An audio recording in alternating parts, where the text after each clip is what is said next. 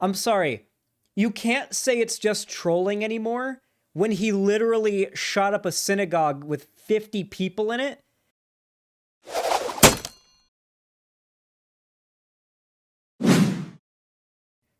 By far the largest video on my YouTube channel is my How I Fell Down the Alt-Right Pipeline and Escaped video.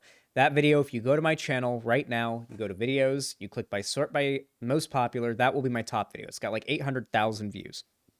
And in that video, I tell the story of how I went from being a mostly apolitical, but like if you had to really nail me down, at least as far as my social positions went, fairly progressive, edgy teenager to really kind of alt-light a couple years later, and then how I got out of that. And that was the content of the video. And a big part of it was that I was at an age in which a certain type of content appealed to me for entertainment value. I was looking for a certain level of independence from my parents, who believed essentially what I believed at the time, very cringy, sort of like lib feminist, second wave feminist, liberal kind of like they like supporting Buttigieg kind of thing, like very cringy, very obnoxious for me as an edgy 16 or 17-year-old. And I really enjoyed, sort of like the edgelord content, the shock jock type content, your Filthy Franks, your Max Mofos, your iDubbbz at the time, back when they were in their peak and they were really popping off with the edgy, like, gross out videos. That was my shit at the time. And I just so happened to find myself getting enveloped in content that focused on dunking on a new group of ridiculous people online called SJWs, or Social Justice Warriors. Now, these videos were not overtly political, at least not from what I could tell. It mostly came off as the same as, like, any other making fun of crazy people video, like any, like, public meltdown type stuff. Like it wasn't anything political in my eyes, certainly not anything right-leaning. And this sort of just got normalized, like what an SJW is, like being a crazy feminist lefty person, just sort of became a staple stereotype of a person that you knew about on the internet, right?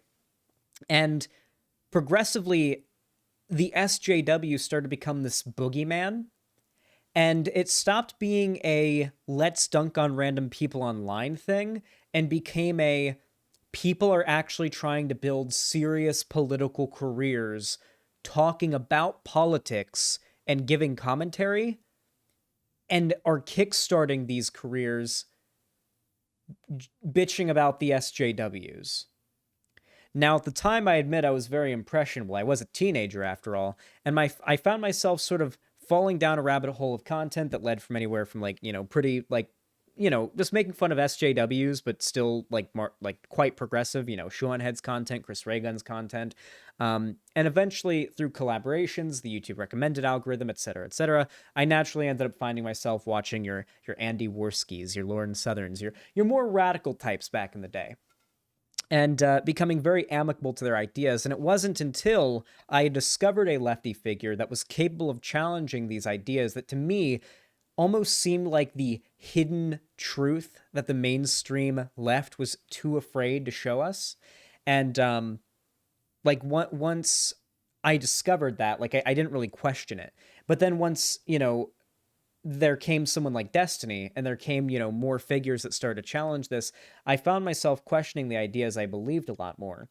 Not adopting the same positions because, oh, I found a new person to entertain me and tell me what to believe, but made me realize, I can't trust anything anybody else on the internet tells me. And so I found myself doing more research, becoming a left-wing figure, and becoming who I am now.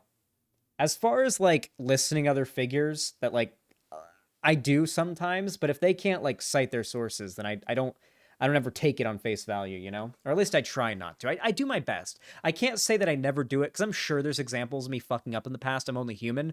But I put in as much of an effort as I can to avoid it. And I try to make up for it if I make a mistake. But Around this time, when I made my video, many others were making very similar videos telling their story of how they fell down the alt-right pipeline and escaped, and now that they're more like moderate or even further left-leaning. And the right got really mad about this because it kind of coincided with a massive boost in the popularity of RedTube and the online left. Like, it really was a combination of the Christchurch shooting and all of the how I left the alt-right pipeline videos. I feel like that really culturally rocketed the online left into prominence in 2019. Around the same time I started making content. It is around when the online left started to really blow up. And I didn't even know that it was going to get as big as it was. I was just sort of getting on board because it was fun. And then it just blew up way more than I could have ever anticipated. But the right got really upset about this because naturally they don't like the fact that there is, whether they realize it or not, a pipeline of content that moves people from more moderate right-wing content or even just, you know, left-wing anti-SJW content to more radical right-wing content. That being a thing that's out there isn't very good for them. So they started very, very desperately arguing against it and arguing against the existence of an alt-right pipeline, while simultaneously arguing in favor of the existence of an alt-left pipeline, which is a stupid thing to call it because alt-left isn't really a traditional political label that's out there right now, like alt-right has become. But I do agree that there is a left-wing pipeline, like a leftist or like communist pipeline. Like, yeah, totally. Like there are anarchist communities that radicalize people. There are like socialist communities that radicalize people. There are tanky communities that radicalize people. Like there are plenty of subsections of the left that radicalize people, but I don't really feel like the left operates in the same way the right does. Like right-wing creators are happy to pull people to the right regardless of where they end up, whether it be a Nazi or a fucking libertarian. It seems like most of the time they don't care. But with the online left, it's a lot more sectarian. And as annoying as that may be for me, it does indicate the left has higher standards than the right does. Anyway, one of these people who I guess is on the right and is not a really big fan of the alt-right pipeline being talked about is a YouTuber by the name of ShortFatOtaku. Now, I think I've covered a couple of his videos way in the past, like years ago. It's been a while, though. And I haven't really kept up with the guy at all. All I know is that he's like Canadian or something. I think he's Canadian. I'm almost certain he's Canadian. And he's friends with Sargon. And I don't recall being all that impressed with his arguments last time I covered him. Nonetheless, though, let's have ourselves a grand old time, huh? We'll watch it on good old 1.25 speed, old reliable, because this is a 15-minute video. And as much as I love covering reactionary content with you guys, it is not my favorite pastime.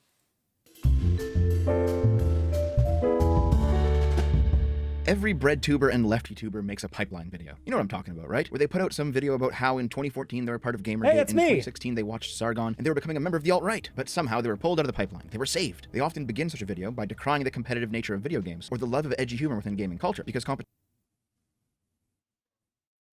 What? List of evil words and concepts. Misandry, industriousness, the West, Christian morality, canon, objectivity, banter.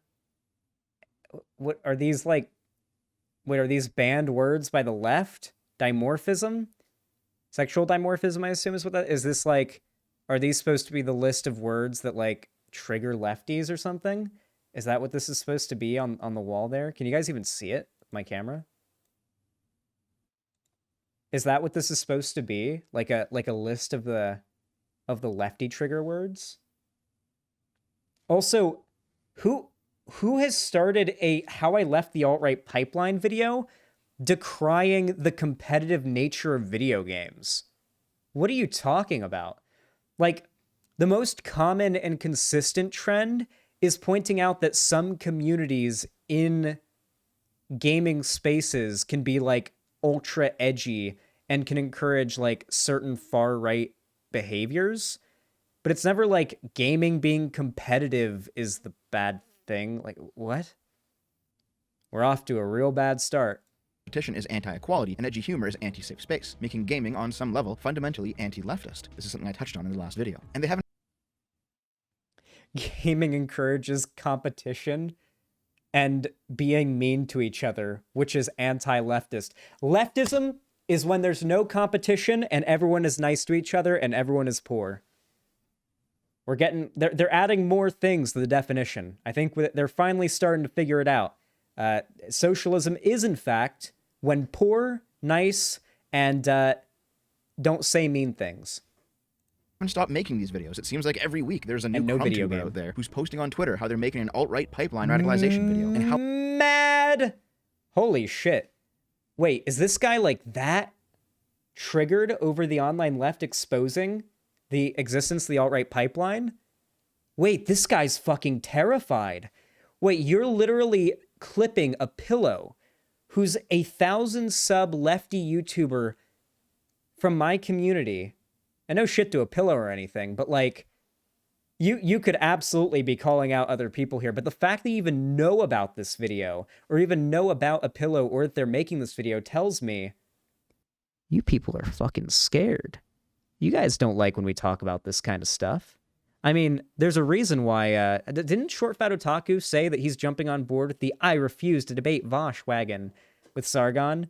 Don't debate these bread tubers. They're so dishonest. You can't debate them. They don't debate in good faith or honestly. Yeah. Remember when Sargon made that video and Styx jumped on board? Did ShortFatOtaku jump on board with that as well? The we refuse to debate bread tubers thing. What fucking cowards. how much it would help him if people posted their own pipeline stories and spread it around. The stories themselves are almost always the same kind of thing. These people grew up as a normie, believing in the normie liberal ideal as much as your average unengaged, politically unaligned person did 10 or 20 years ago. They viewed the broader left as liberation. By normie, he means like normal person without like a weird indoctrinated upbringing, like just generally having like a more or less like kind of libertarian to liberal hands-off, not super politically, you know, focused upbringing is what he means by this. That's at least that was my case, and the case for most of the alt-right pipeline videos I've watched. I can't speak for all of them. Maybe he's speaking about other ones, but at least in my experience, it's mostly like people who started out marginally left-wing, but not really caring enough about politics to know about it. And usually we're talking about young people. In my case, I was young. A pillow is still young. I should point out, by the way, the group of people that he is referring to, the people that are normally getting radicalized, normally were in their teens at the time, in a stage of development that has been scientifically proven to be the most easy to manipulate somebody or brainwash them into an ideology or radicalize them into something. It's the same for when it comes to like left-wing radicalization and right-wing radicalization. That does not mean that like teenagers are weak-willed or anything like that. It just means that like, yeah, radical groups have used psychology for their like radicalizing people for a long time. They know exactly how to target people with their arguments and their ideas, and they know exactly who to do it to, and they know exactly like how to say what to say to who, how to like target them, where to find people to radicalize. This has been an issue going back very far. In fact, there are actually like pamphlets in the newspaper from like op-eds from like the 1940s and 50s that would explain how the Ku Klux Klan goes about inducting people into their cult, into their hate group, right? They would go out and specifically look for young white men that are like out on the street at like weird times of day when they should probably be in school or at home or in daycare. They find kids that clearly have a very fucked up life and don't really, at least at the time, and clearly didn't really have much going for them, and specifically offer them community and a place of belonging. And not only that, but a goal, an enemy to fight, you know? In the case of the Ku Klux Klan, it's, you know, brown people. In the case of the alt-right, it's like basically everything the left is in favor of, you know, like from LGBT people to racial minorities to like people from other countries, like immigrants and stuff, all the way across the board. Typically, they're going to be against anything the left is. Yeah, I don't know why he thinks that this is like a big bombshell video. Central, while it was right-wing religious types who wanted to restrict freedom of speech. So, when the fringes of the left began to radicalize, and subsequently were featured on screaming feminist SJW-owned compilations on YouTube, which was quite an edgy platform back in the day, the normies watched those videos and laughed. They were still committed to those values of free speech and openness, and it was novel to them that leftoids, rather than rightoids for once, were opposing those values. After that, though, came the classical liberals, who were dissecting why the champions of free speech and openness were suddenly betraying those values. These were the Sargons and the Paul Joseph Watsons. This is a very whitewashed retelling of history, huh, guys? A little bit of a whitewashed retelling of history. Can we re-listen to that one? Free speech and openness were suddenly betraying those values. These were the Sargons and the Paul Joseph. Oh, no. Let's go back a little more. What do you call Sargon and Paul Joseph Watson? Values of free speech and openness, and it was novel to them that leftoids, rather than rightoids for once, were opposing those values. After that, though, came the classical liberals, who were dissecting why the champions of free speech and openness were suddenly betraying those values. These were the Sargons. The classical liberals. TBH, this is how people saw it. That is true. This is how I saw it, and this is how a lot of people saw it back then. Ooh. Yeah, I mean, people definitely saw it that way back then, and I definitely did as well. The question is that how ShortFatOtaku is framing it? Or is he trying to describe it from the perspective of a normie? Can't really tell. Sargon and PJW are not classical liberals by any means. Sargon is a white nationalist, and PJW is a Nazi conspiracy theorist. And the Paul Joseph Watsons. Beyond them, there were the conservatives, who were more than willing to take this new political shift and provide answers through their own lens. The Milo Yiannopoulos and Ben Shapiro's. You should notice that I am literally describing the leftist conception of the alt-right pipeline, and that's because on some level, yeah, it's true. However, the left gets a lot wrong about it. Firstly, if the end of the pipeline is the alt-right, then it obviously doesn't end at Milo. Wait, what? There is no end to the pipeline. What are you talking about? Okay. I do hate that, like, right-wingers are going to try to essentialize this analogy of a word to the point of it being useless. The right-wing pipeline, or the alt-right pipeline, whatever the fuck you want to call it, can operate in many ways. It can be somebody starting out with atheist content and ending up just a tradcon and going no further, or even coming out of it, doesn't matter. Hell, they could start as a liberal and end up becoming a full-on Nazi and end up shooting up a synagogue, and then they die. Maybe that ends up being how the pipeline ends for them. I mean, we know how the pipeline ended for the Christchurch shooter. Welcome to capitalism, dude. We know how the pipeline ended for the, what was the Dayton shooter?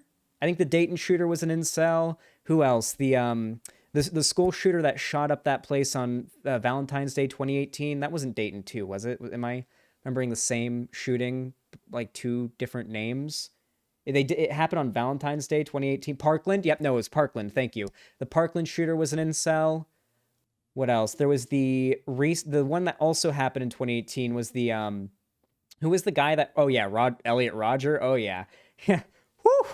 Oh, we could really get into Elliot Rodger. That's the big one. I wasn't even going to bring up Elliot Rodger because that one's like low-hanging fruit. But yeah, I mean, that's how the pipeline ended for many of them. Now, I think that too many lefties essentialize the alt-right pipeline to being YouTubers making content. I actually do think real-life experience combined with a certain, like, list of YouTubers making a certain type of content is really what does it, particularly for a lot of younger men, right? Most young men are not going to, like, especially in their teenage years, are not going to reach the standards that society sets for an attractive guy. And that's going to result in them having a hard time getting their first girlfriend. There are a lot of young guys out there that have a lot of low self-esteem issues because they haven't gotten laid yet, even though they're like a junior or a fucking freshman in high school. Yeah, like there are a lot of guys that feel that way. And so when you get into that stage in your life where you feel like you're almost owed a girlfriend or owed sex or owed some sort of sexual attention from women, but you're not getting it, and you're not matured enough or grown up enough to understand why or understand the fact that you're not entitled to it, then it does lead you to some really childish and fucked up mindsets that lead a lot of young men to inceldom and even just generally the sort of like alt-right kind of stuff as well. And then there's, of course, other forms. Like there are people like Blair White whose content is specifically meant to appeal to young queer people and pull them to the right. Blair White actively lies in her political compass test. She lies to her audience blatantly when it comes to information. She deliberately has a grift going to make money in which she pulls people that are like queer young teenagers that are into like the makeup and drama community into far-right politics, because she like one day she does, hey, let's do a video about James Charles and the drama happening there, and the next video she's like, let's talk about how the gender ideology is being pushed to groom our children in schools. Like, okay. And Ben Shapiro. A white nationalist, quasi-neo-fascist movement has no interest in gay or Jewish men. I can't believe that needs to be said, but here we are. The pipeline to the extreme end of the right continues far beyond these two, but leftoids like to pretend. Wait, is he actually unironically using the term leftoid? Like he's not doing it as a joke. He's doing it like as a real label for left-wing people right now? All right. If you say so. By the way, Milo Yiannopoulos' computer password was like, wasn't it like some Nazi shit? Wasn't his leaked computer password like some Nazi shit? For one, Ben Shapiro has gone on like a rant about how Palestinians live in the sewers and eat shit and deserve to be bombed into nothing, as an extremely fascistic Zionist. So that's perfectly in line with the alt-right and the far right in my mind. I consider Israel very anti-Semitic. No, Israel is literally anti-Semitic, though. There is some sussy shit when it comes to non-white Jews in Israel. Anyway, Milo Yiannopoulos is also currently a ex-homosexualist who I guess is undergoing conversion therapy, as he claims. And also said in response to Dave Rubin announcing that he was going to have a surrogate baby with his husband, that they should be hung and executed. And also, Milo Yiannopoulos' leaked computer password was like Night of the Long Knives, or like it was like Kristallnacht or something. It was some Nazi shit. And yeah, I mean, okay, ShortFatOtaku, let's not pretend like these guys' dirty laundry is not all over the internet. And that they're the end of the pipeline, as a way to crush the center, center-right, mainstream right, and far-right all into the same group. Ignore all of their differences and act like your average person is just as bad as the most radicalized rightoid. A very, very effective straw man, ShortFatOtaku. Who are you talking about specifically here, my friend? Even though, of course, these same people will go to painstaking lengths to define minute differences between different flavors of leftist, and say that the center-left sockdems are fundamentally different from the far-left socialists. Have I not gone on very long, angry rants about how we need to recognize the differences between, like, here's what TERFs believe, here's what tradcons believe, here's what, like, libertarian tech bros believe, here's what full-on neo-Nazis believe, here's what, like, Nazbuls believe. Like, I feel like, here's what, like, the Leninist... I feel like we've even talked about, like, the distinctions between, like, the far-right, like, Nazbul, racial essentialist, like, black separatist types as well. Like, we've talked about we've talked about, like, the JLP super ultra Christian nationalist types. We talked about the super Catholic paleo-conservative Nazi types. Like, I feel like we really do at least I do. I put some effort into not lumping all my political adversaries together into one whole thing. Personally, I'm of the opinion that if you lump all of your political, opponents into one big mass of the bad guys, that severely hinders your ability to advocate for what you believe in. So I try not to do that. Secondly, their pipeline theory extends far beyond Gamergate to fascist, or 4chan to neo-Nazi pipelines, and those ones are already ridiculously stupid. If you think that Nazis like edgy, irreverent jokes, tell a deformed dick one-ball Hitler joke in front of them and see how much they laugh. But it's not just that.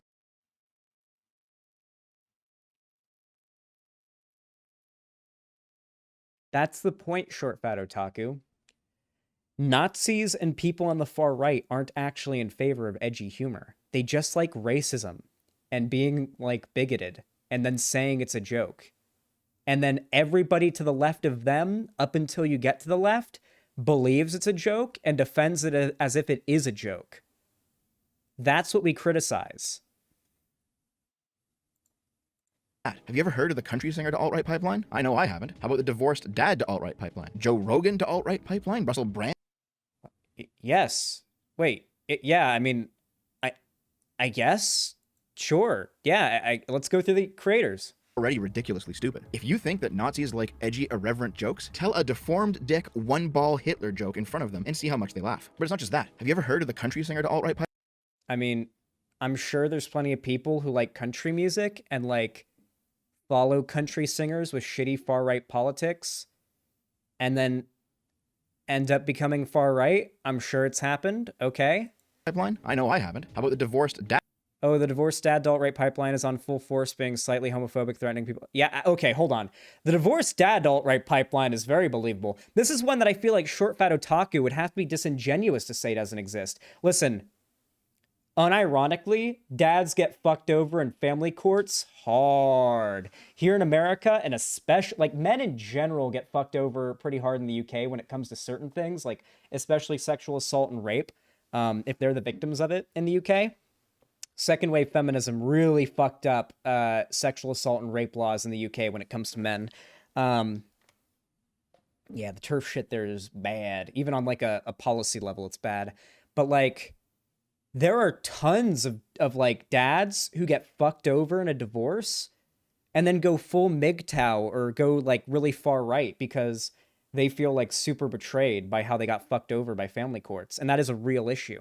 Like, and I would argue it's a feminist issue. The idea that women are naturally better nurturers and caretakers and better parents than fathers, and thus the tendency for the courts to be biased in favor of the mother when plenty of crazy, drunk, abusive mothers end up getting custody of kids over like the perfectly fine, good dad. It is that stereotype, that misogynistic, I would argue, stereotype that leads to that. I don't think enough feminists argue against this and argue against how harmful it is, but I do. I've talked about it a lot, and I encourage more to talk about it because it's a real problem. Dads do low-key get fucked hard in family courts, and there's a reason why you hear so many stories about divorced, like, like the child of divorced parents being with like the really abusive mom and really wanting to live with the dad, because the mom won because like they really do favor the mom in a lot of those cases. It's gotten better recently, but especially if we're talking like around when I was born and when I was like a kid, then definitely back then it was bad. Add to alt-right pipeline. Joe Rogan to alt-right pipeline? Joe Rogan, listen, I watch Joe Rogan occasionally if it's a particularly interesting episode. I've said this a million times. Joe Rogan, I don't care about Joe Rogan's beliefs. Joe Rogan's mind is like a sponge that will change its opinions based on whoever was the most recent person he talked to. He's got like a few very fundamental basic ideas he won't waver from, but besides that, like whoever talked to him most recently and had the most interesting stuff to say is what he's fixated on at the time, which is frankly good to have in a podcast host. The problem with Joe Rogan is that he, without any pushback, does platform people that don't have the credibility he makes them out to have. And it's not that people are listening to Joe Rogan and taking what he has to say seriously and like doing what he says seriously. It's the fact that Joe Rogan platforms people he claims to be experts, talks up their credibility, that allows them to speak unchallenged, and then the audience of Joe Rogan listens to those experts. That's my bigger concern. That's most people on the left's concern. Pipeline, Russell Brand to alt-right pipeline, PewDiePie. I've heard of Russell Brand. I haven't looked into the guy. I know he's like some like right-wing shitter or something, but I haven't looked into the guy. I know he's got like long hair or something, but I've only seen pictures of him. I've never seen his content. Is he talking about the PewDiePie one with the thing? Pie to alt-right pipeline? Is this just a smaller?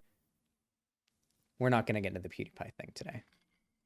Pipelines branching off of the greater people who disagree with me to alt-right pipeline? Hey, how about the private school to alt-right pipeline, guys? If you're not being told directly by the government... Why are you... Wait, okay. Why are you just digging around for tweets from random people saying noun to alt-right pipeline as if it's like an argument? What? Why? Show the likes, guys. These guys never show the likes on these tweets in their videos, because to show the likes would mean to show that these tweets have like 2 of them, and that these tweets are coming from nobodies, and that the broader trend that ShortFatOtaku is trying to strawman the left into being like having an issue with isn't real, but he wants to make it out to be. Russell Brand is a socialist, but he has conspiracy brain, and his whole channel has become anti-vax stuff. Really? He's like a socialist guy? It sounds like some like weird Nazbol shit. I don't know. Is he like a progressive socialist that's just now like anti-vax and conspiracy theory shit?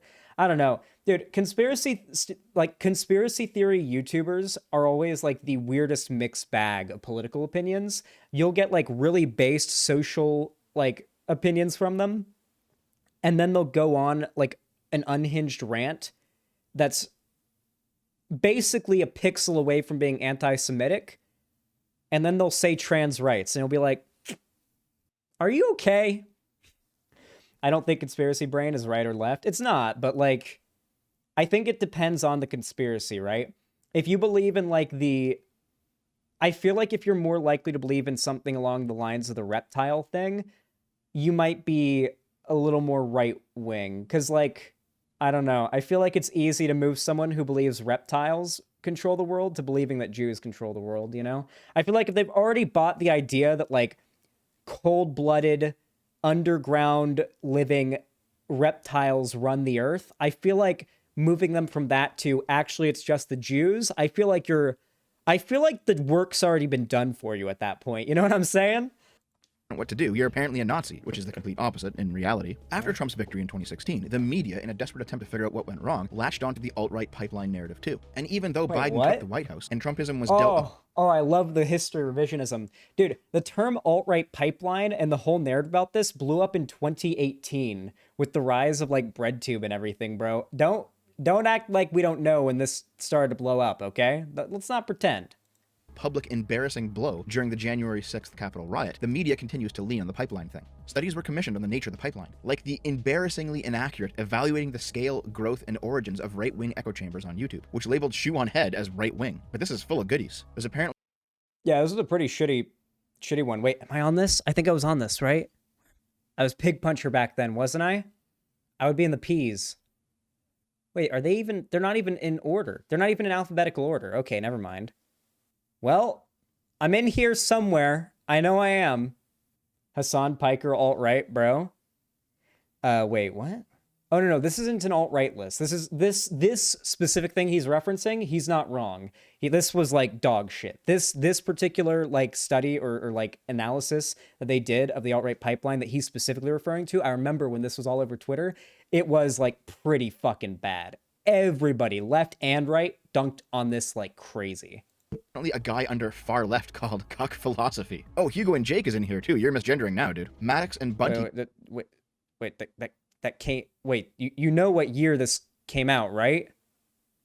Wait, you know what? Okay, for one, I'm pretty sure the chud who Cuck Philosophy, I'm pretty sure is left wing. So I don't know what that was.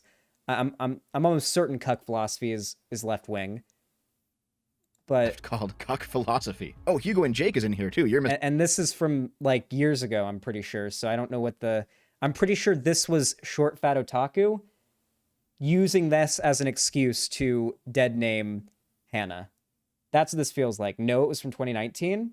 Wait, was that pre or post Hannah? Of course he has to dead name Hannah. Of course. Yeah, of course he took the opportunity. No, it was from 2019. Wait, it was before Hannah came out? Oh, it was? They had my Brainlit channel, so it was 2019.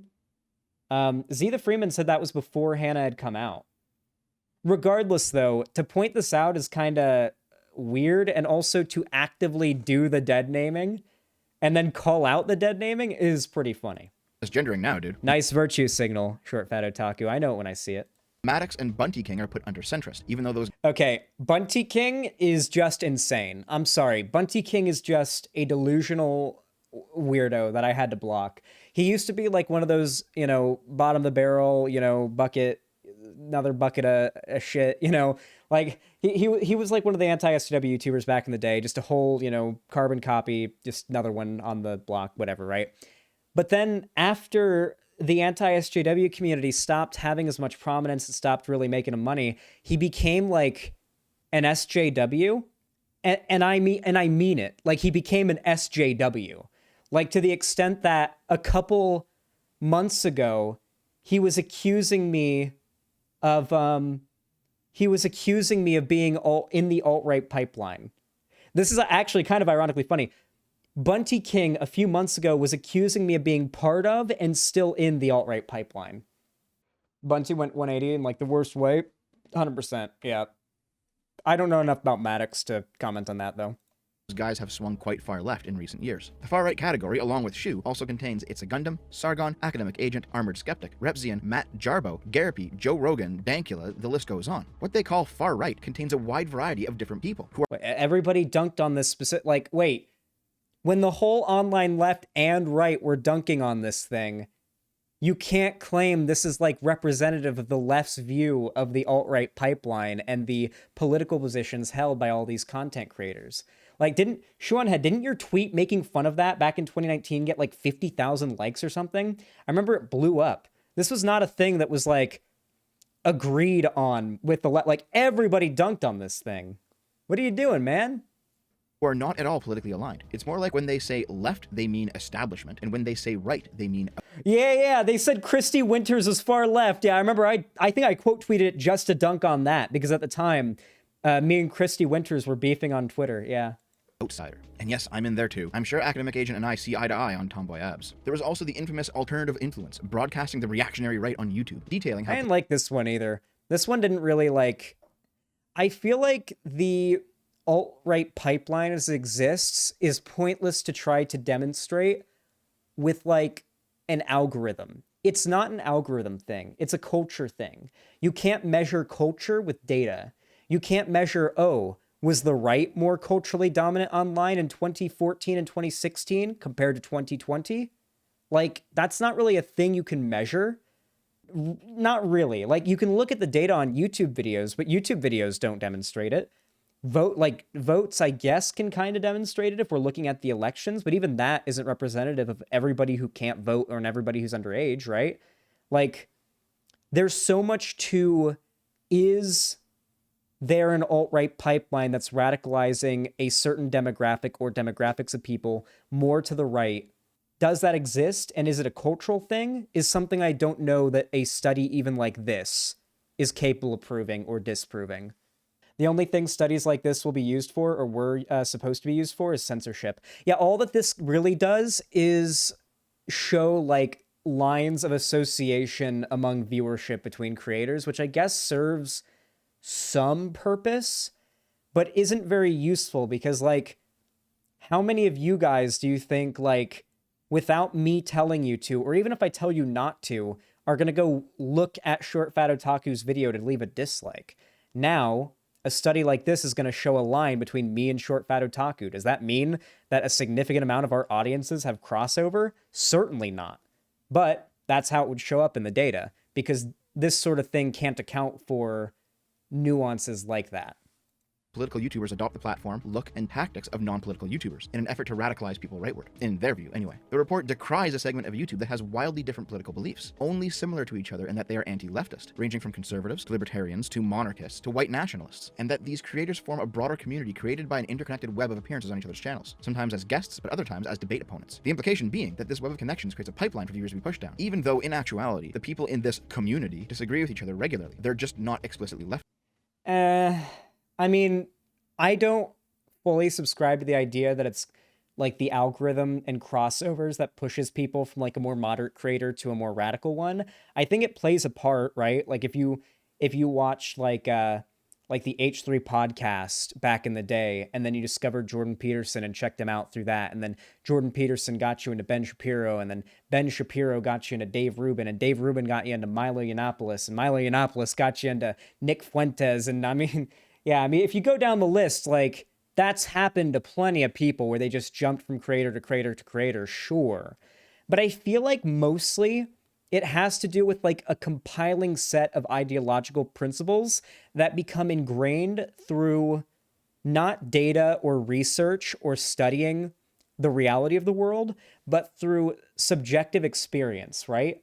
There's a certain point where if you watch enough videos of like pink-haired feminists throwing trash cans through windows at universities, eventually, when you think feminist, that's what comes to mind.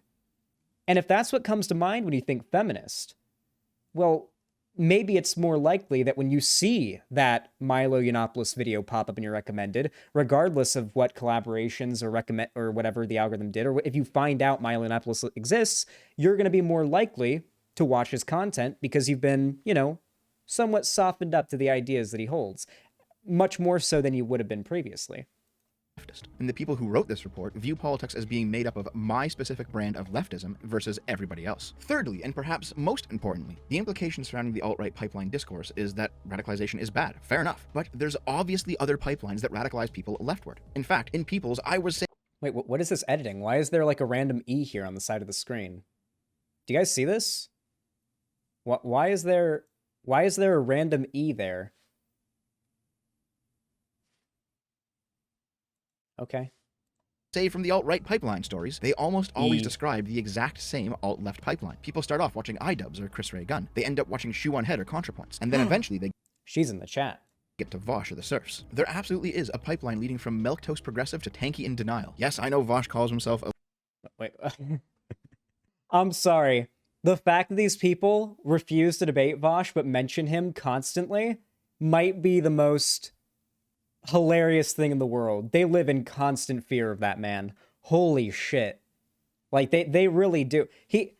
ShortFatOtaku, he's not a mean guy. He's a nice guy. I'm friends with him. He's nice. We hung out. We talk a little bit. We play video games together sometimes. He's a nice dude. He's not going to bite. It's okay. You don't need to be so afraid of him. It's all right. I kind of like how this, like, image he has of himself here on the screen kind of looks like he's, like, he's got some weird, like, ectoplasm drooling out of his mouth onto his shirt. It's really just, like, the shadow of the monitor, or, like, the shadow from his hand and the phone on his face. But, like, the way that the shadow is placed makes it look like he's just vomiting up ectoplasm. Like, the meme he's just seen has caused him to become possessed by a demon. And much like you'd see in, like, The Exorcist or something, he's just vomiting up black goo. You love to see it. A libsock and places himself in opposition to overt tankies. But as we've gone over in previous videos... as I said, by the way, there absolutely is, like, pipelines that go from more moderate or far-right ideas to the left, okay? I personally think that tankies are basically... every single tanky, in my opinion, was just a few different life experiences away from being a Nazi. They are... I think tankies are tankies for the same reason Nazis are Nazis. I really do.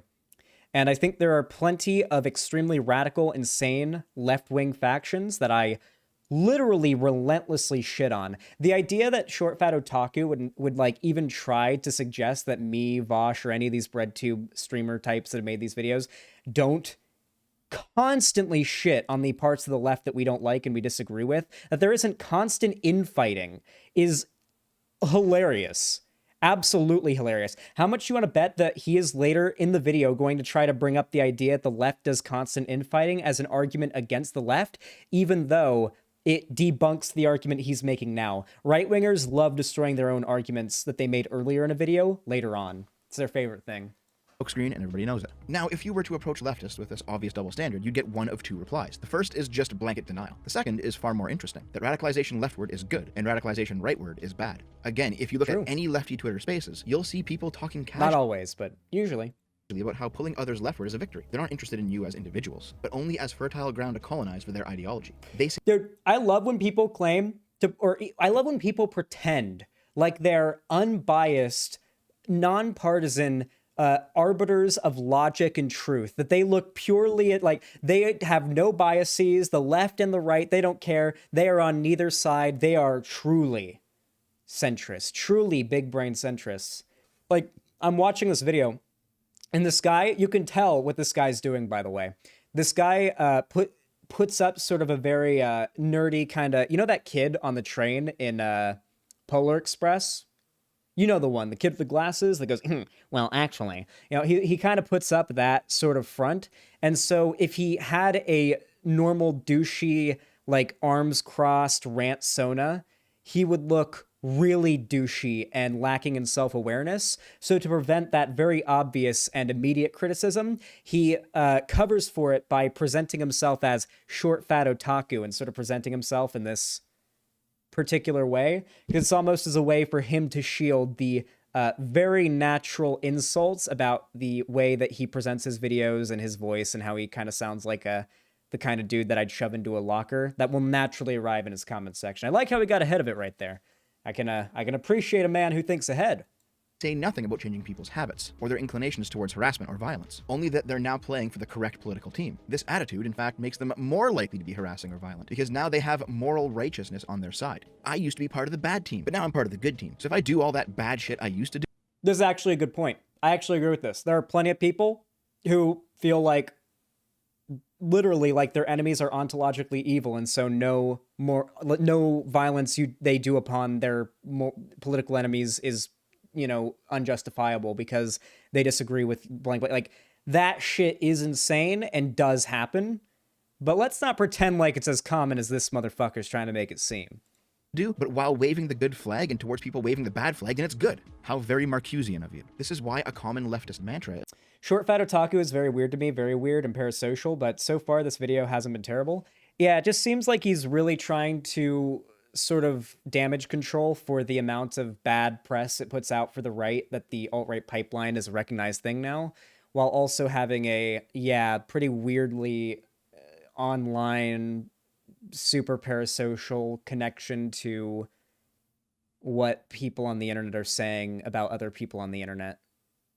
Is let this radicalize you rather than leading you to despair, and why a common conversation is discussing what radicalized you or what caused you to wake up, again using that quasi-religious awakening language we've talked about before. These radicalized people use all of the tools of previous repressive... Why does the half of the time SFO draws himself as a big fat man and the other half of the time he draws himself as a skinny little kid? He's got an eating disorder. Don't do that. It's ableist. Regimes. The big lie is now my truth. Anecdotes are now lived experience. Rejecting political neutrality in the marketplace of ideas has become cancel culture, which they then further cloak by calling it accountability because they've lost the optics war on canceling. Bootlicking pride in the ideology is now called virtue signaling. It's the same mechanisms retooled for the modern age. As it turns out, the concept of a pipeline funneling people away from the left is also something that has been rebranded and retooled for leftist purposes. It was once called the walk away movement, otherwise known as how I left the left. In 2018, Brandon Straka, a gay Democrat, started the movement and tried... No, how I left the walk away movement is for people who want to grift. The walk away movement is exclusively a movement of people who want to make content for the right and have a hashtag to put their... Okay, the walk away movement was the how I left the alt-right pipeline thing, but explicitly designed to propel astroturfed grifters into prominence. People like Karlin Borisenko, people like this guy, people like... Who was that one dude that we covered that was trans dude that was like a hashtag walk away, had the blonde hair and was like marching through West Hollywood with like a sign saying like vaccines are evil, like before COVID. This is back in 2019 I covered this person. Candace Owens was all over walk away. Yeah. It's basically a sort of like grift astroturfed right-wing figures into prominence with a hashtag for them to get behind sort of movement. It was sort of like a response to the how I left the alt-right pipeline, how I fell down it type of content, yeah. Tried to encourage disaffected liberals to leave the Democratic Party and vote for Trump-leaning Republicans. And to the credit of people who actually view this as a radicalization effort, Straka was later arrested and convicted for his part in the January 6th Capitol riots. Listen, ShortFatOtaku, I actually do appreciate you even bringing this up, because it literally... Listen, I will say, unironically, credit to ShortFatOtaku for even bringing this up. It does not benefit his argument at all to bring this up, and that's actually, you know what, kudos. Because it actually doesn't benefit his argument at all to bring this up, and my expectations, I'll admit, weren't too high, but yeah, actually, cool. I respect that. I respect that he actually showed a story that doesn't really make his argument look too great because it happened. I can respect that. The walkaway movement did certainly appeal to people on the center-left, who found themselves slowly migrating rightward, as they felt that the left had abandoned them and their interests. For example, Ariel Scarcella, a prominent lesbian activist. Before we start talking about Ariel Scarcella here, okay? Before we start talking about Ariel Scarcella here, let's look at what Ariel's videos were primarily focused on when they're not political, okay? Let's look at Ariel Scarcella's most popular non-political videos, okay? What do we got here? Stop doing this to women in bed. Transgender woman shows lesbian her vagina. Gay guy shows lesbian his penis. Straight girls explain penetration versus oral. Bi-curious girls kiss for the first time. Ariel Scarcella. Is my vagina ugly? What do you think this type of content prior, these are from 3, 5, 7 years ago, 6 years ago and stuff like that. What do you think the focus of her content was before she became a right-wing content creator? Why is this so horny? I'll tell you why, Shuanhead. These videos are meant to be the very first thing that comes up when a 13-year-old, I should say like a 10-year-old who doesn't know about porn websites yet, looks up lesbians kissing on YouTube and expects porn to come up. She wants her channel to be the first thing to come up. I mean, come on. Clearly this is meant to appeal to horny boys, right? This is not content aimed at lesbians. Lesbians are not watching the 23 million lesbians did not watch Stop Doing This to Women in Bed. I'm sorry, do you guys think 23 million lesbians were watching these videos? Do you think 14 million lesbians watched transgender woman shows lesbian her vagina? Do you think 6.3 million lesbians watched straight girls explain penetration versus oral? I'm gonna take a wild guess and say fuck no. I'm gonna say that Ariel Scarcella has always been in it for the money. Back then, it was about sexualizing her being a lesbian for teenage boys on the internet. Now it's about using her identity to say, look, I'm one of the good lesbians. I'm going to the right. I'm leaving the left, even though she never once made content explicitly left-wing, unless you think being publicly gay is left-wing, which I guess isn't not left-wing, but not necessarily is. That's all. Listen, all I'm saying is that's who ShortFatOtaku was talking about here. Just thought I should give you a little bit of a rundown of who he's about to reference before we hear his what he has to say about her. Certainly appealed to people on the center-left, who found themselves slowly migrating rightward, as they felt that the left had abandoned them and their interests. For example, Ariel Scarcella, a prominent lesbian activist, has recently swung rightward as the left has largely abandoned lesbian activism in favor of trans activism in the past decade. And other people, for example, like Judith Rose, did legitimately fall down a QAnon rabbit hole after leaving the left. But despite all of this, the walkaway movement did actually speak to another segment. Well, you actually just gave two arguments in my favor, because you first brought up this person who left the left and then fell down the QAnon rabbit hole.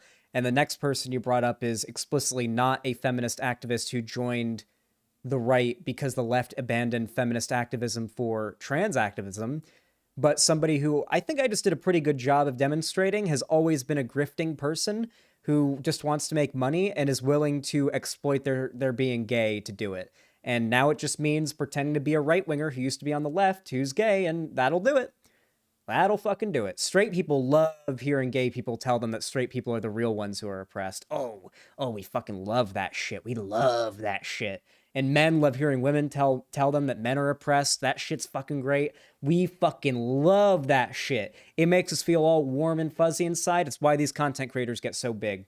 Lesbian activist, has recently swung rightward as the left has largely abandoned lesbian activism in favor of trans activism in the past decade. And other people, for example, like Judith Rose, did legitimately fall down a QAnon rabbit hole after leaving the left. But despite all of this, the walkaway movement did actually speak to another segment of the population. People who were legitimately still aligned with leftist social issues, but felt that on other topics, the left was absolutely going too far, whether that be economically in their swing towards overt socialism, or culturally in their attempts to demonize and censor everybody who refused to march in lockstep with them. It wasn't just all hidden rightoids, it absolutely was abandoned leftoids too.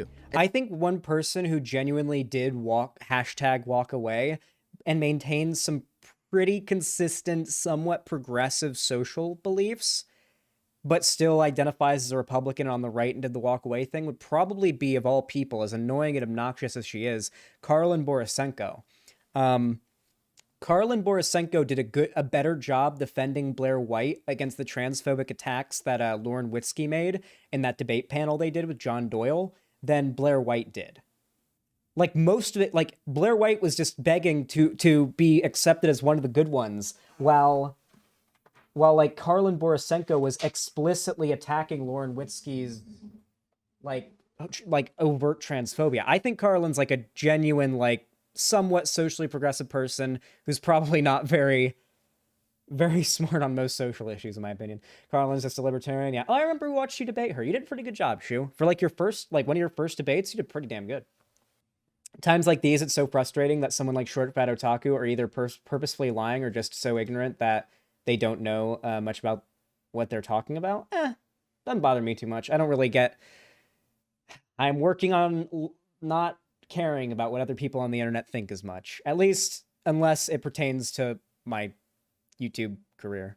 And then you begin to notice some other subtle things. It's not just that some people go PewDiePie to Ben Shapiro to Richard Spencer, it's that some people go CRG to Shu to Vosh. Where leftoids might ask what radicalized you, rightoids might ask what was your woke breaking point. Another of those academic papers on the alt-right pipeline, this one called Alt-Right Pipeline, Individual Journeys to Extremism Online, identifies and describes 3 steps of right-wing online extremism. The first step is called normalization, where people become normalized to edgy humor and jokes about a group that the extremists want to see othered and dehumanized down the line. Sure. Memes and jokes, therefore, are a key medium of radicalization and cannot be trusted. The second... No, come on. Oh, come on. Okay. Let's do the actual lefty argument when it comes to jokes. So, nobody is born a Nazi. Do we all agree on that? Hypers, if you agree. Nobody is born a Nazi. Nazism, as an ideology, is something that is taught. You are radicalized into it. You are taught the ideas, you are brainwashed into it, whether it be through your upbringing or through later events in your life. Nobody is born a Nazi. Whether ShortFatOtaku wants to accept it or not, every Nazi and alt-righter fell down the alt-right or Nazi pipeline because that's how they got there. They weren't born that way. I'd be surprised if a significant amount of racists and Nazis just were born Nazis and racists. Seems to have a lot to do with your upbringing. With that said, if you're going to take a normal person who isn't a Nazi, who doesn't hold any horrible beliefs, and you're going to turn them into a Nazi, how do you do that? Well, you can't exactly start with all right, so here's what we're going to do. We take all the Jews, we put them in you can't do that, right? Because they're not going to be amiable to those ideas. Of course not. You have to start them somewhere a little lighter. So you start with humor. I mean, humor is just humor after all, right? It's not serious. You guys ever heard of the term Schrodinger's douchebag? It's not really humor that's the problem. It's those that use humor to disguise real beliefs. I've always thought that the best humor actually had a message. My favorite comedian personally happens to be George Carlin. And all of George Carlin's best stand-up wasn't him telling jokes so much as it was him angrily and passionately ranting about something he believes very strongly in. And the stuff he says, sure, some of the stuff he says up there is a joke when he gets really mean and insulting, but the core of the joke, the core of the sentiment of what he's saying is something he truly believes and believes other people ought to, at least hear out, right? And the same thing applies, I think, to most right-wing comedy. A lot of right-wing comedians will play a game of Schrodinger's douchebag when they'll say something that is really just outright bigoted, and then based on the response they get, will determine whether or not it was a joke. If the audience responds, oh yeah, we agree with that, yeah, if it's like, 1350, am I right? Haha. And the audience responds, yeah, 1350, yeah, put a fucking, yeah. Like, then they're probably not going to say, oh, we're just joking. But if everyone responds, whoa, man, whoa, they'll be like, whoa, I'm just joking. What are you guys, triggered? Like, obviously, that's the Schrodinger's douchebag situation. But my main point is that it's not humor that's the problem, and it's not that humor can't be trusted. It's more so that don't pretend like if you tell a joke that clearly has a certain sentiment behind it, that sentiment doesn't exist. The frustrating thing is when like humor or jokes is used as an excuse for someone saying something they believe. Let me steelman the argument of the thing he's arguing against here. Yes, if you're going to try to normalize bigoted ideas and behaviors to a normie, humor's a good place to start. If you start somebody out by just constantly surrounding them with socially acceptable humor about how, oh yeah, gas the Jews, oh yeah, 1350, yada yada, they're going to be way more likely to be amiable to the actual ideas behind those jokes in the future. At the very least, more susceptible to those arguments than they were before. Step is acclimation. As the jokes become normalized, it establishes a new cognitive baseline for what is acceptable. Suddenly, there's a new edge to ride, and the former introductionary YouTubers like Steven Crowder or Paul Joseph Watson, who are merely conservatives, appear to be too centrist for their taste. Their appetite. What? Steven Crowder is pretty far right, and PJW is a Nazi. PJW believes in the JQ. For edgier content pushes them rightward. The final step is dehumanization, where finally the victim of the pipeline is able to commit violence against the targets of their ire, which began as simply edgy You cut out a lot of steps there, but okay. Jokes. The paper uses the example of the Christchurch shooter saying sub to PewDiePie during the livestream of his attack as evidence of this effect coming full circle. The paper describes this process.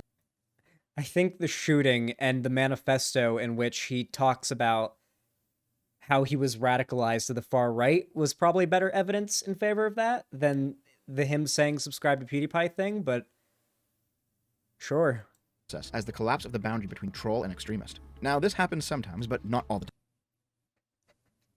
The collapse of the boundary between troll and extremist. Ah, yes, the Christchurch shooter. Notorious troll. I'm sorry, you can't say it's just trolling anymore when he literally shot up a synagogue with 50 people in it, and then, or murdered 50 people in a synagogue, and wrote a manifesto describing his far-right white nationalist motivations behind it. Like you can't really deny it at that point, at least for that specific example. There are absolutely people who say edgy jokes and don't mean them, and they don't radicalize, and that's Sure. that. But more importantly, this is not unique to right-wing radicalization. This is how all radicalization works. Like Antifa or BLM attacking people and burning businesses, and yes, even killing people. The same three steps are present. Normalization. Eat the rich. By the way, we're just joking. Hashtag yes all men. Cis white boys are the problem. Acclamation. Shoe on head is... I don't know what he was about to say on Shu. That's somewhat relevant because she's here, but I mean, that is true. There are unironic, like the Mike from PA types, the Hassan types, so on. So, like, there are people on the left that do that. Absolutely. That's a real issue. I don't think it's as big of a problem as he's making it out to be. And I don't think he has enough knowledge about the nuances of different left-wing positions and communities to make these arguments. But it does exist. He's not acknowledging a non-existent thing. I can say that much. Cis white boys are the problem. Acclamation. Shoe on head is a reactionary libcuck. Vosh is rad. Oh, hold on. Vosh hides his power level too much. Maybe it's time to start watching some overtly tanky channels. A reactionary libcuck?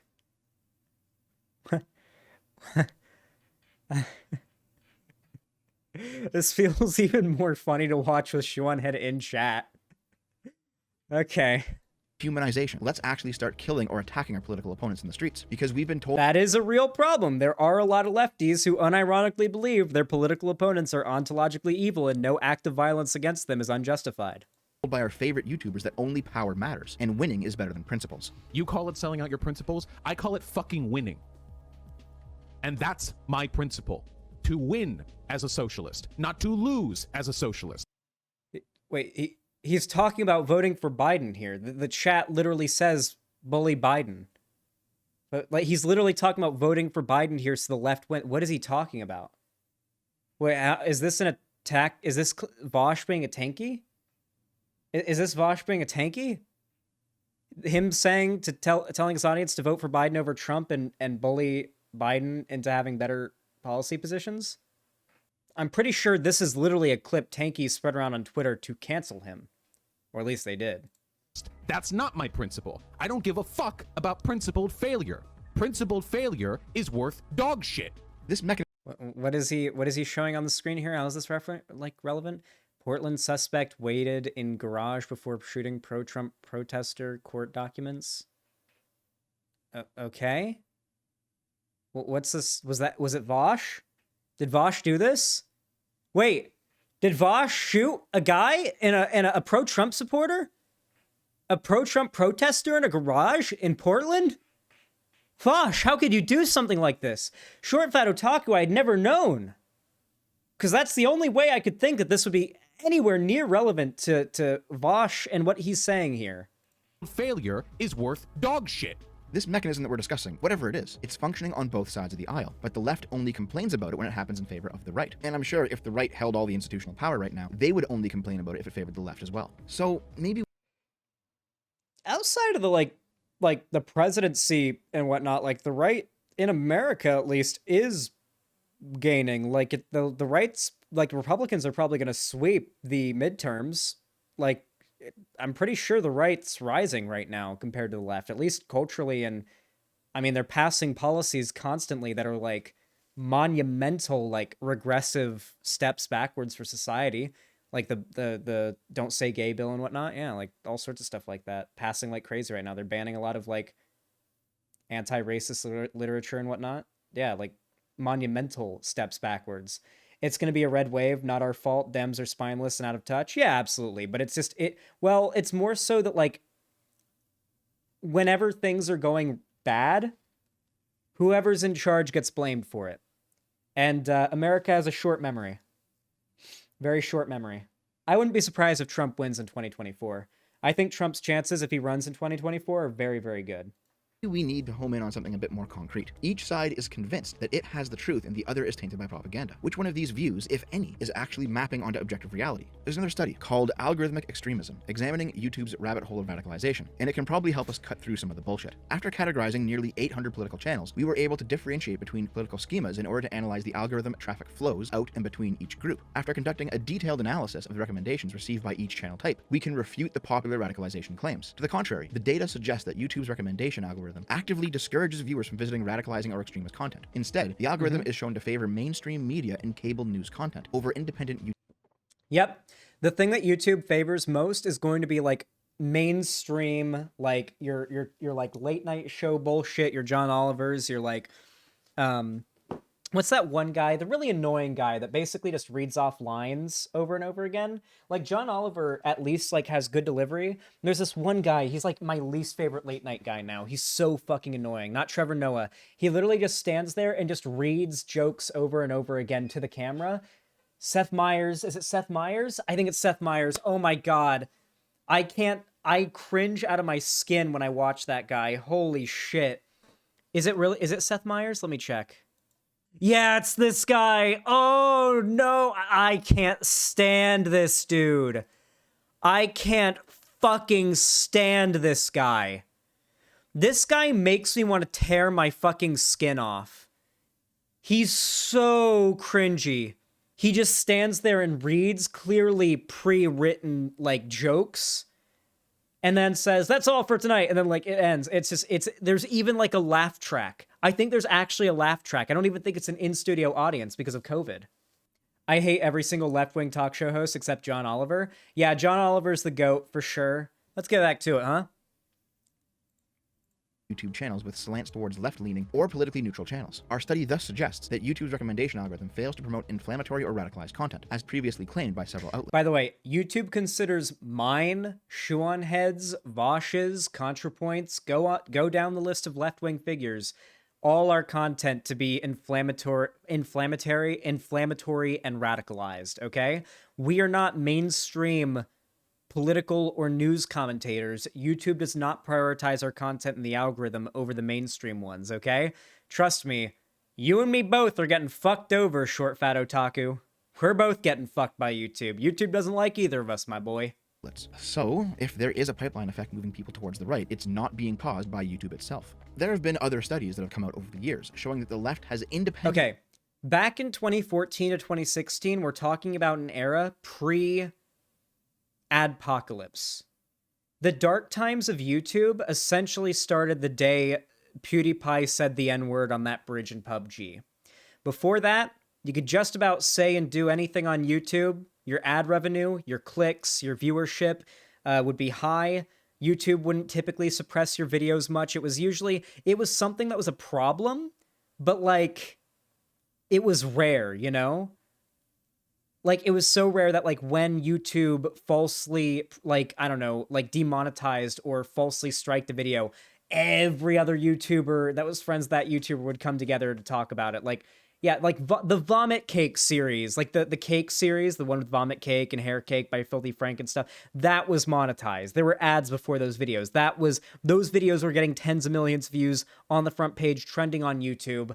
That was what YouTube was like back then. Let's be clear here, okay? The state of YouTube's algorithm and recommendation back in 2014 to 2016 or 2017, very different than 2017 to 2022. Because back then, what was most popular and what got the most views is what was promoted by the YouTube algorithm. Now YouTube prioritizes mainstream outlets first and foremost, and then behind that prioritizes the least inflammatory seeming content descending, right? And if it's bad enough, you might even get banned or shadow banned by YouTube. Radicalized over time, since before even Trump came along. Each of these show similar results. The right has shifted a little bit rightward, but the left has absolutely spun itself off into crazy town. And again, if you were to confront a leftist with this data, they would say, of course, leftist radicalization is good, but that is not a good enough answer for me. And I have no answer. I have a hypothesis. I'm not entirely sure. Well, I mean, I think that we should encourage people to not become tankies. I do think there is a problem with a tanky, like a centrist or far right to tanky pipeline. That is real and an issue. I do think it is. I do think I would rather I don't care if the people that I have come out of my content, like if I have someone who becomes a Nazi and comes in my content, I would rather have them come out of my content a centrist or a traditional conservative than a tanky. Like a center right winger. I would rather turn a Nazi into like a centrist or a like libertarian right winger than a tanky any fucking day. Because a libertarian right-winger or like a centrist at the very least isn't gonna go out and like hurt somebody.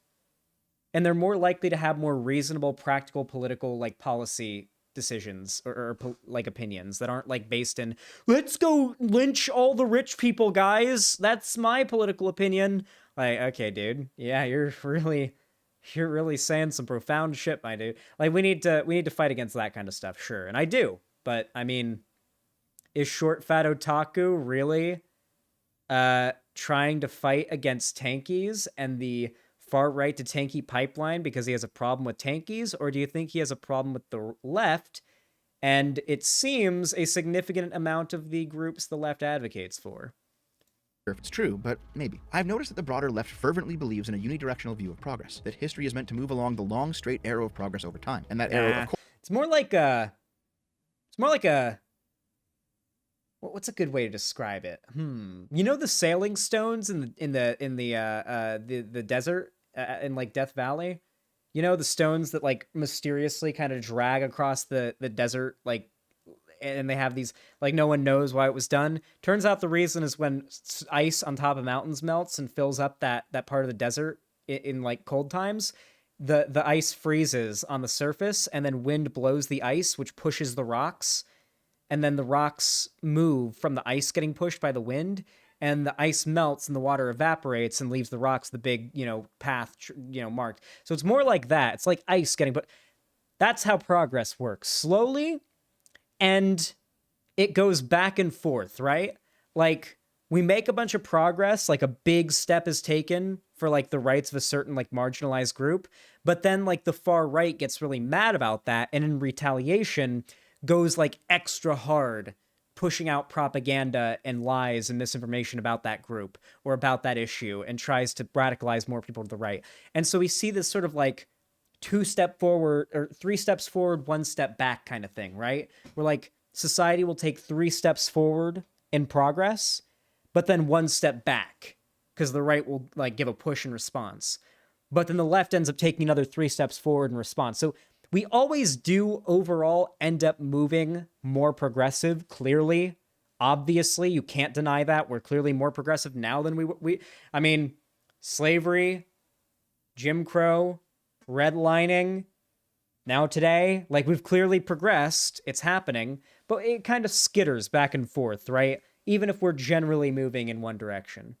course, points to the left. They hold this belief because they view morality as if it were a science to be developed, the same as alchemy eventually became chemistry. Newtonian physics was replaced with general relativity, and so on. They see a steady march of history where kingdoms were replaced by republics, and republics would be replaced by socialist states, and eventually by a stateless, classless, moneyless. I don't care about theorizing about socialist societies, okay? I care about talking about what policy will get good things to happen in the next election. Post-scarcity society. They see the gradual expansion of civil liberties, where slavery was made illegal, then serfdom abolished, then civil rights, and they envision a future of totalizing equality. Your average leftist will say something like, the left-right scale is a good-evil scale, and history in progress is meant to move... Not necessarily. Trying to essentialize people based on their opinions as evil is pretty unhelpful, but there are some people that I think are pretty evil. Like, I think Matt Walsh is probably evil. He explicitly targets children. And I don't even think ShortFatOtaku would disagree that, like, people who, like, adults who target children with like, negative shit are some of the worst people out there. Leftward eternally over time with a straight face. To contrast, the right wing believes in a cyclical view of progress, that history moves in waves, empires ebb and flow, and that this is a natural occurrence. Nose be itchy today. They point to economics, where when people engage in a free market, there is natural inequality, and market forces will tend to see industries collapsing, Listen, I don't know about you, dog. My opinion is just that I think we've progressed to the point that in the most powerful, rich nation on earth, there should not be a single person who has to, like, work or die. You know, like, either go make money for someone richer than you will ever be or fucking die. Oh shit, Vosh just got unbanned from Twitch. W. That's a pretty big W right there. Hey, T. And new enterprises appearing across large enough timeframes. They correctly point out that the West's great material wealth hasn't led to the widespread happiness that was assumed, and that more complicated lives may not necessarily be better for the common person. They don't consider a utopia on Earth to be possible the way the left does, and they consider the world to be in a fallen state, whether that... Ooh, that was a good jaw pop. I don't believe in, like, utopianism, but I do think there are very obvious ways that we can explicitly improve society. It should go without saying. There are very obvious ways explicitly in which we can improve society in this respect. Like, there are plenty of policies that aren't utopian by any means, right? Like, yeah. Just checked Vosh is unbanned. W? Fuck yeah. What a W. What a big W. That be for a religious reason, or due to the gradual loss of traditional culture to the passage of time. Your average rightist will say something like, hard times create strong men create good times create weak men, and weak men create hard times with a straight face. It is pretty hard to say with a straight face. In reality, politics seems to operate like a swinging pendulum. One side pulls things too out of whack, the electorate ensures it swings back the other way in equal measure. This is more of a cyclical system. He isn't wrong here. This is what I've been saying for a while now. He's not wrong. He might actually have seen my videos about this and maybe repeating my take. Than Unidirectional. Actually, he knows who I am. He knows who I am. He showed one of my videos in like early on. He knows who I am. Yeah, he might have heard my take. This is literally what I believe. I believe it's very much like a pendulum. I think that it does swing back and forth. As far as online cultural tendencies go, I do think that, like, the dominance of the left and right kind of swings around like the pendulum on like a grandfather clock, you know? And the rightist view of the world seems to map more accurately onto the political sphere than the leftist one. For decades, the left has been march of progressing its way ever leftward. Moderates were left behind and labeled as reactionaries and fascists, and Trump was the snapback. There will likely be further snapbacks, like how we've seen Republican governors in the states become more brazen in their rightism recently. That doesn't mean that the leftist view of history is super reductive. Not history. I'm talking about, like, online cultural dominance as far as the left and right is concerned. I think it's acted very much like a pendulum. Look back at the day of the early rise of the atheist community. It was all about dunking on traditional right-wing, like, Christian types from, like, your what was his name? The something Thompson, the lawyer guy from Florida who was trying to ban GTA, Jack Thompson. That guy who said video games are violent and wanted to ban GTA, your, like, traditional Christian types, like, that was the stuff that I remember back in the day being, like, the original political content on YouTube. And that kind of turned into the anti-SJW community, like the atheist community kind of turned into the anti-SJW community, the skeptic community, so to say. And then we saw the rise of BreadTube, and now we're seeing the rise of, like, I would argue this new right-wing content is a mix of right-wing TikTokers getting really popular, then bitching about left-wing TikTokers, mostly ones that are kids, and bitching about cancel culture and trans people. and like critical race theory. That seems to be like where we are right now culturally, as far as like the dominance of cultural things online goes. Of progress is completely wrong, though. Certainly with stuff like hard science, acquisition of knowledge, technology, or engineering, there is a more linear model of progress happening in those fields. But politics is a fundamentally different type of field. I think what we're seeing is certainly partially a radicalization rightward. People who are disillusioned by the left are absolutely prime targets to be scooped up and radicalized by rightist actors. But I don't think that's the main cause of what we're seeing. I think the big picture leftist view of progress and history does not map well onto politics. Scientific progress may be unidirectional, but politics isn't a science. Moving leftward eternally over time does not constitute true progress, especially when the left wants to regress into older failed ideas, like the economics of socialism or the tribalism of race and gender politics. So Wait, what? Wait, you can't... he's doing the left. Okay, the left does essentialize and get really tribal, I guess you could say, about like sex and gender and like race and whatnot. That is an issue for sure. It would be remiss of me to claim the left doesn't have a problem with that. But let's be real. The people most concerned with race, sexuality, gender, etc. are the right. The people pushing policies trying to narrow the view of how people can identify and present themselves in society. It's pretty obvious here who's obsessed with it. what's actually happening here, at least in my opinion, is that leftists are seeing regular people, even their own allies sometimes, rebuke their more radical elements. And in response, they're thinking, everyone's a Nazi. But what's actually happening is they're simply going too far. I think we all know this intuitively. 50 years ago, if you question... I mean, I guess that applies to Hassan. The first example, I guess, of that comes to mind is Hassan. He did that with Adam Something, where he had like a stupid opinion he didn't understand, and then Adam Something made a good video, and then Hassan just called Adam Something a Nazi with no evidence or proof and looked like an idiot. Questioned authority, distrusted large corporations and governments, hated censorship, liked crass humor, thought schools brainwashed kids, and wanted to focus on domestic issues, you were absolutely a hippie leftist. 20 years ago, you were a normal liberal. But today, holding those opinions, we'll see leftists label you as a fascist. The alt-right pipeline exists, sure, in some minimal capacity, but the why I left the left, or the left left me behind narrative, explains what's actually going on here with far greater accuracy than the alt-right pipeline narrative. Leftoids don't want to admit it because they don't want to look in the mirror and understand that they're the cause of a lot of the problems that they're currently facing. Wow, holy shit, what an outro. Cause Jesus. of a lot of the problems. Wow, okay. Well, that was something. Excuse me? Hold on. Welcome to my new VTuber debut. What? Is this him? This is him. What the fuck? Hi everyone, nice to Why is it a lolly?